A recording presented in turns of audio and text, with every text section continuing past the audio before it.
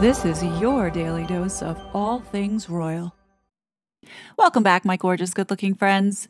Today is the invisible child, little Betty's birthday, and their parents have treated us once again to this beautiful AI-generated photo of this invisible girl. Now, could we be treated to another AI-generated photo by their snapper pal? Absolutely. The day's not over. We'll just have to wait and see. I think secretly Meghan knows that nobody really cares to see these children, and that's why there's a whole bunch of articles coming out gaslighting the public on how much Meghan misses her children when she's away. Anyhow, talking about the phantom kids is not the reason why I'm here today with this video.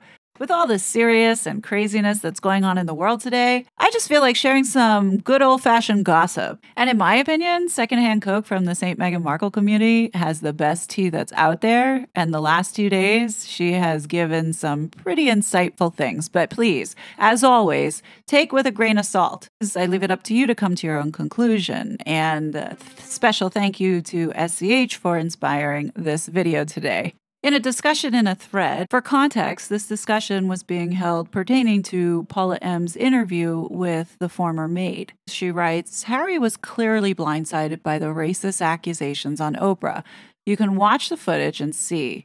He doesn't know half of what she is going to do until it's done.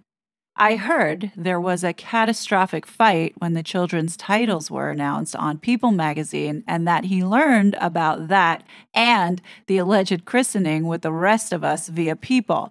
A big fight ensued and ended like any narc fight, with Meghan saying someone from his family / the British media leaked it because she would never breach their privacy like that.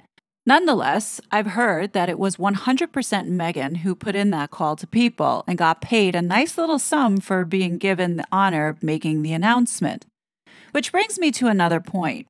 Harry is not involved in their finances in any way. He doesn't know that she's hiding over $1 million in debt, and she is hustling to get paychecks from magazines, and the well is drying up. Also, I've heard their fights get violent. She throws, scratches, and bites. Allegedly, but no, really. Harry reportedly does not physically attack back. I know that Harry is a selfish, traitorous twat and probably has borderline personality disorder like Diana. Diana herself went on record saying she'd been diagnosed with BPD. But there are no perfect victims. Apparently, during the fights, Harry cries to her not to leave him. He's terrified of being abandoned by her. They storm off away from each other, with Meghan breaking things and screaming like Regina George, and with him retreating to his own home to cry it out and wonder if this is the end. Then Meghan needs Harry's connections, and the love bombing begins again. And they do all of this in front of staff and even with Archwell Productions crew around. They treat people on that level like they're invisible.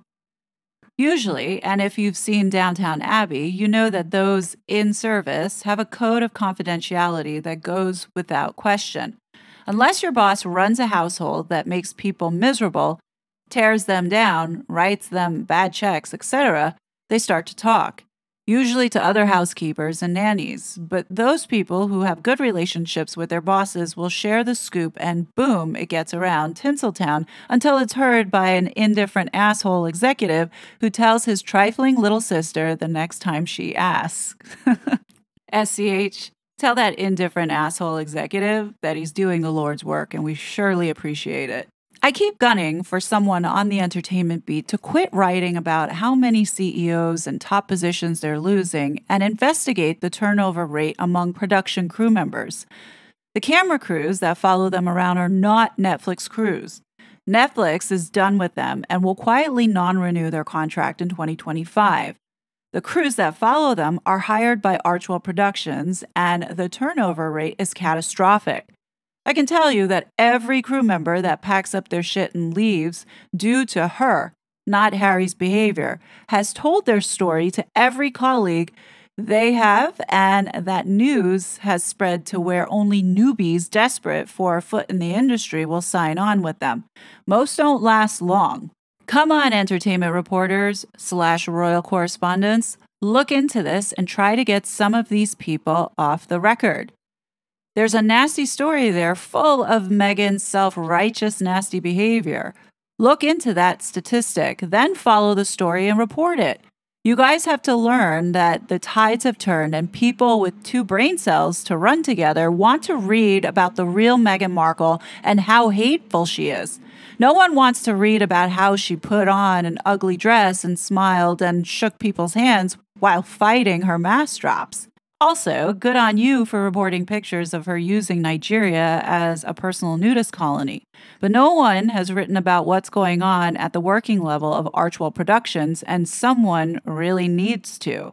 Maybe start with the non-existent senior care division run by Doria Raglan that doesn't fucking exist. Yet, she's paid by Archwell.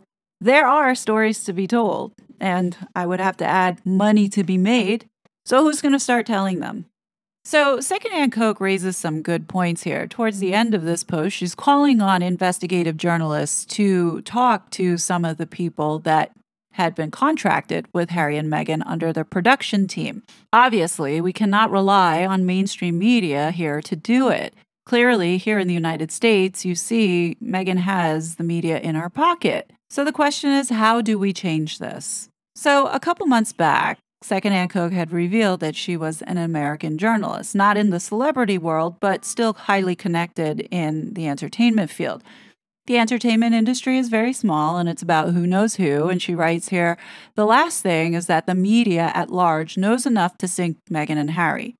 WME and its tentacles are sowing a lot of work to keep the crazy shit out of the news. H&M are paying Bigley for it. Now, I don't know who Bigley is, but there's some entity in the UK protecting them too. There are all kinds of embargoes over there of what can and can't be reported or reported yet. The word in the US is no. In the UK, it is wait. I do believe something big is about to unfurl over there, and it will start with the British press. Now, I think, and this is just my opinion, that the reason why the UK press doesn't talk about these children is because of embargoes in place as a result of these ongoing court cases. It doesn't make any kind of sense as to why Harry would keep it going and file for appeals on many of the things that he has lost. But when you think about it, perhaps maybe he's keeping it going in order to keep the embargoes in place. But let's say once these court cases are over, I suspect that that's when these embargoes will be lifted. You got to wonder, why is it that Harry keeps sinking money into these court cases when clearly he doesn't have a leg to stand on in some of them? Indeed, the UK might have its hands tied, but the US doesn't. So the question is, why are there no journalists out there willing to step up and expose the nastiness of this woman? So here is some insight and advice that Secondhand Coke gives all of us. Now, does your rank and file print journalist care about the truth? I believe that yes, they care very much. I believe they got into the business starry-eyed and ready to change the world and were thrilled when they were hired to work at Vogue or something like that. The cub writers learn really quickly through that, especially in celebrity news. They have one job: take the PR press releases and turn them into articles. That's why you see the same shit run in virtually all fashion magazines about Harry and Meghan. These people get shit for a paycheck and can't afford to buck the trend. And the publishers they work for are pretty much owned by the PR agencies and or print solely what gets clicks and engagement. Even negative engagement. That's why I exhort you to stop clicking unless it's an archive link here, and don't comment anywhere, not X/Twitter, Instagram, or below the lines of the articles. You can see that the majority of everything now is HM criticism. Good work. Now stop commenting at all. If you must comment, say something like, "This is getting boring. I'm unsubscribing from this publication," and do it. If you see a pro-M&H article in a magazine of paper to which you subscribe, call them up, cancel, and tell them why. That's how this stops. And seriously, Twitter is a cesspool. Stay away from that place just for your health. But yes, most journalists care about the truth. But look what happened to Allison P. Davis, who had us all thinking she'd written a sugar piece, but then we all worked out how much shade she had hidden in her perceptions and her doubt about how genuine MM is. They fired her because the cut is in MM's PR's back pocket. Davis wasn't just a cub writer dressing up copy. She was a staff reporter who earned her stripes, and because she did tell the truth, she got the axe. Ultimately, you write what your publication wants, or you can find a new publication. You can fix that by unsubscribing to the publication, telling them why, and never clicking their shit again. But it's going to take a lot of you doing it. So this makes a heck of a lot of sense, explaining why we don't see narratives being corrected, as well as certain topics not being talked about. The control that Meghan and Harry have with their PR team and the money that they're sinking in to prevent a lot of this stuff from coming to the mainstream must be a lot.